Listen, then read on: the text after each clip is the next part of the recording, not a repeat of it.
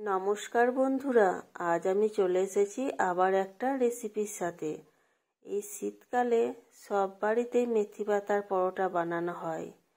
আর যদি না বানিয়েছেন তাহলে অবশ্যই একবার বানিয়ে ফেলুন। কিন্তু আমি যেভাবে বানাই সেটাই আমি আপনাদের সাথে শেয়ার করছি। যদি ভালো লাগে তাহলে অবশ্যই একটা লাইক করবেন।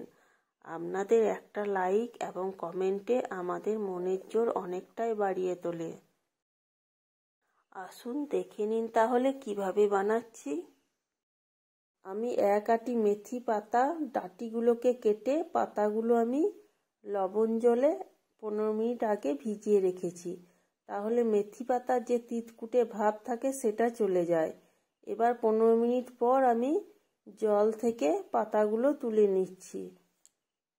পাতাগুলো একটু চেপে চেপে তুলে নিতে হবে, তাহলে পাতার মধ্যে জল থাকবে না। এবার আমি এর মধ্যে স্বাদ মতো লবণ, হাফ চামচ চাট মশলা,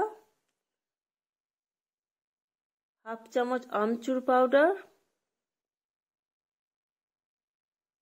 হাফ চামচ আদার পেস্ট, আপনারা চাইলে গ্রেট করা আদাও দিতে পারেন, হাফ চামচ গোলমরিচের গুঁড়ো দিয়ে দিলাম এবং কুচিয়ে রাখা কিছুটা কাঁচা লঙ্কা দিয়ে দিলাম। ঝালটা অবশ্য আপনাদের ইচ্ছে মতো দেবেন, এর মধ্যে আপনারা চিলি ফ্লেক্সও দিতে পারেন। এবার আমি এর মধ্যে 1.5 বাটি আটা দিয়ে দিলাম। আপনারা চাইলে এটা ময়দাও দিতে পারেন আটার পরিবর্তে। এবার আমি সমস্ত কিছু খুব ভালোভাবে মিশিয়ে নেব। এবার অল্প অল্প করে জল দিয়ে আমি এটা মাখিয়ে নেব।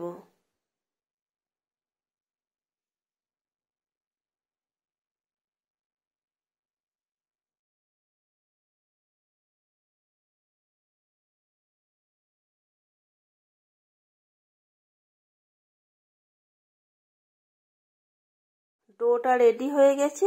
এবার এটা আমি 15 মিনিটের জন্য একটা প্লেট থেকে রেখে দেব।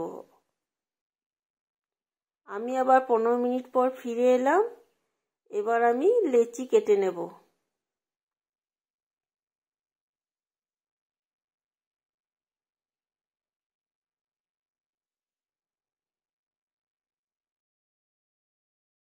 বন্ধুরা, আমার রান্নার রেসিপিগুলো যদি আপনাদের ভালো লেগে থাকে তাহলে অবশ্যই লাইক, কমেন্ট এবং বন্ধুদের সাথে বেশি বেশি করে শেয়ার করবেন।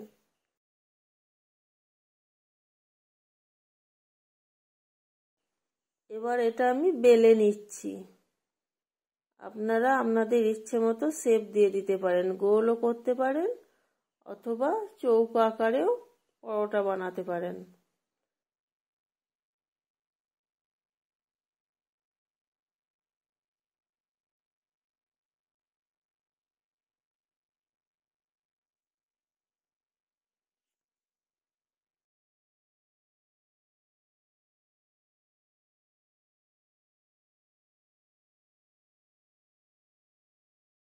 এইভাবে আমি সব পরোটাগুলো বেলে নেব। আমি ওভেনে একটা তাওয়া বসিয়ে দিলাম। তাওয়াটা গরম হয়ে গেছে। এবার পরোটাটা দিয়ে দিলাম তাওয়ার মধ্যে। 1 থেকে 1.5 মিনিট মতো এই সাইডটা হবার পর আমি এটা উল্টিয়ে নেব। এবার আমি এর মধ্যে কিছুটা পরিমাণ রিফাইন্ড অয়েল দিয়ে দিচ্ছি। আপনারা চাইলে বাটারও দিতে পারেন অথবা ঘিও দিতে পারেন। আমি ওলট পালট করে ভেজে নিচ্ছি। এবার এটা আমি নামিয়ে নেব এবং পরেরগুলো বানিয়ে নেব। বন্ধুরা, আজ আমার এই মেথি পাতার পরোটার রেসিপিটা আপনাদের কেমন লেগেছে অবশ্যই কমেন্ট করে জানাবেন। আর বাড়িতে অবশ্যই একদিন বানিয়ে দেখবেন।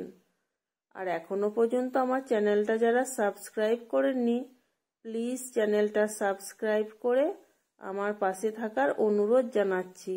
তাহলে আবার দেখা হচ্ছে নেক্সট কোনো নতুন ভিডিওতে।